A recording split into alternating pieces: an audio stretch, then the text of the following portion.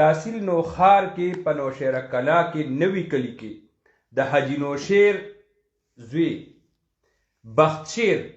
چې په خپله جنرال الیکشن ته ولاړ دی او دا د هغوی فیم پروګرام دی چې د تحصیل امیدوار اسحاق خټک دپاره هغوی ډېرې غټې غټې پاور شولو کې کامران بھائی څه به وایي دا نن چې کوم پروګرام په نوي کلي کې وشو ابراهیم خټک پکې شرکت کړی دی او غټه پاور شو فیم بھائی موږ خپل وی ورته وایو چې نوشیر خان چې کوم دی نو د پرویز خان رائټ هینډ دی او پرویز خان ته چې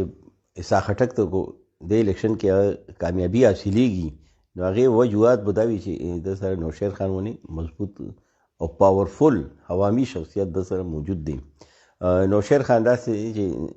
نوی کلی علاقه چې دا خو داسې دی چې لکه په 100 کې چې 95% وایي نه خلک نوشیر خان سره ولاړ دي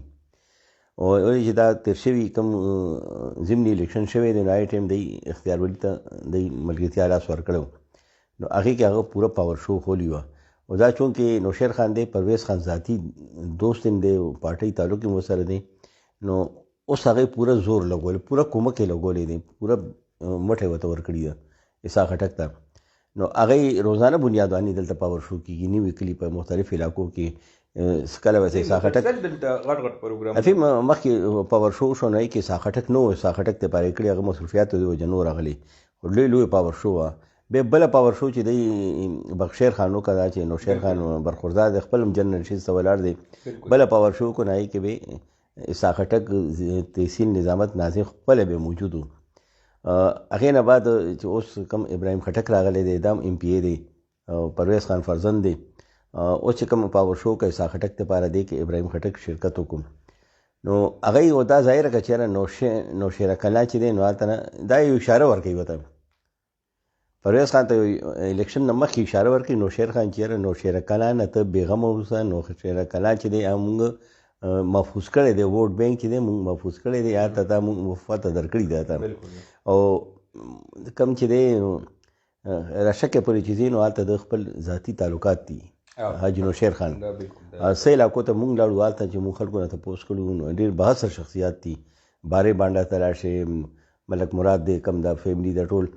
دا دی چې تپوس وکړي نو یاره موږ نوشیر خان سره تعلق دی او موږ هغه وینا ده چې ته اسحاق خټک ته ووټ ورکوي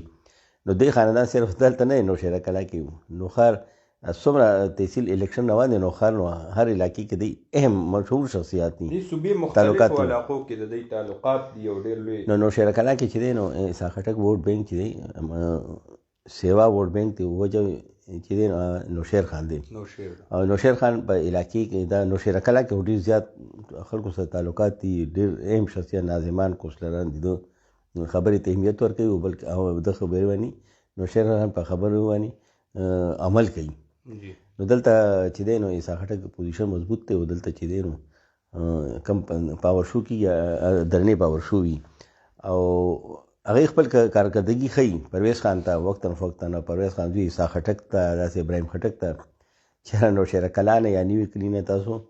بېغمه اوسئ دلته داسې مورچه موجوده ده د دوی پروګرامونه د ډاکټر عمران ځان له پروګرامونه کړي دي اسحاق خټک ځان له پروګرامونه کړي دي تفهیم هغه دا چې اسحاق خټک قسمت نه په دې ښه دی چې یو حکومت په لاس کې دی مرکزي صوبایي خو چا مسایل راځي نو فوري ورته حل کوي پلار چې هغه به لږ دغه کولو چې کم کار چا نه کېدو نو ورته یې دا نه کېږي دا کېږي دی هر کار ته یې کوي او هر کار کوي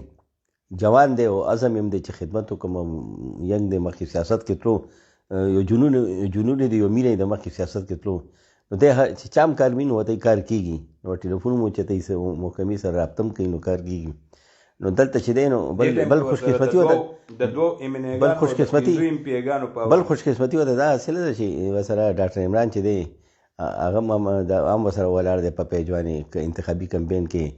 بل رور دی ابراهیم خټک ایم پی ای دی هم ورسره کمپین کې روان دی بل کشر رور دی اسماعیل خټک هم ورته کمپین چلی پلار چې دی نو